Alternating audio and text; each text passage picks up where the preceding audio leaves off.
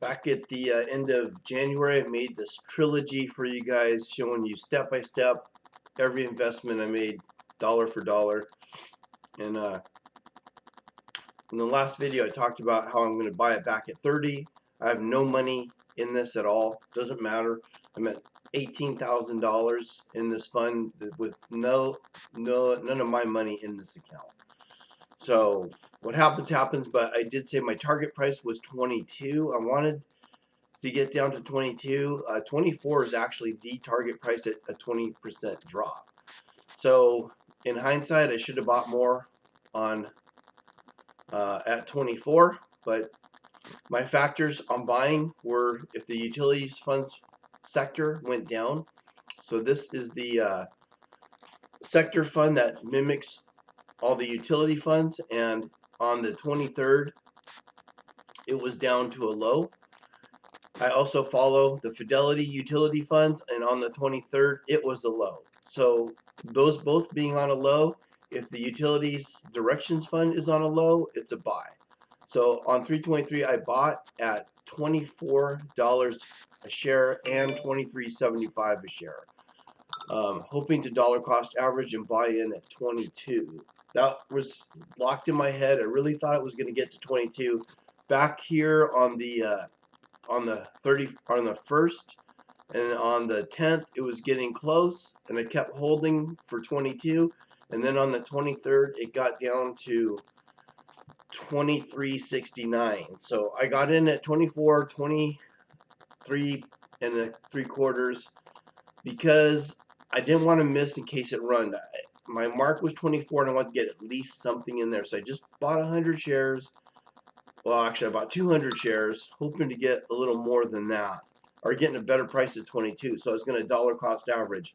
So if it got to 22, I would make that buy. But I didn't want to miss out just in case it ran. So I threw in, $5 grand into this utility fund, and right away it turns around from March 30 or 23rd. Let's go 1 month later. So the 24th and the 23rd, we were at 31.45 for a high. You can see that over here on this chart. 31.45 for a high. I had to sell at 32. So I missed the 32 and kind of paying a price for not, because 31 actually is significantly higher off the 23. Anyways, I'm going to buy and hold right now. The reason why I didn't sell is because I'm really hoping to get the 36.40 range. So if you took a 6-month chart, just 6 months ago, this was at 36. I was hoping to get back up in that range and then sell, but I'm selling if I'm holding because I think it's a good price at a long term. But remember, I said if it shoots up too much too fast, I like to take profits off the table.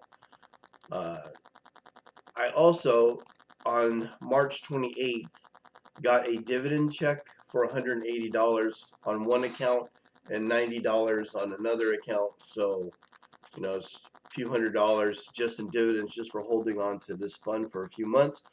Again, I'm getting dividends every quarter, and I have no money in the game. And I'm sure if you looked at your bank statements, whatever you got in savings, you're probably not making no $180 on nothing in your account. So, two reasons why I like the utility funds is the dividends that we get, and also the fact that go away in May, utilities is a defensive play. If the market's going down, it can be a defensive play, but the market tanked just the other day, and it tanked with it. So there's no promises that it's going to be a defensive play. Why 20%? Again, if you look at this sector here, go down the list, how many times do you get 20% for holding on to it for an entire year? How many times has it gone over 30%? Not one time. Not one time have you got 30% in the last, since 1999 until 2022.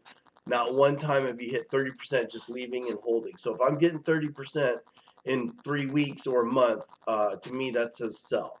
Also, the Fidelity's utility fund, if you look at the performance quarter by quarter, okay, again, look at no 30% gains except for here when the market was going crazy.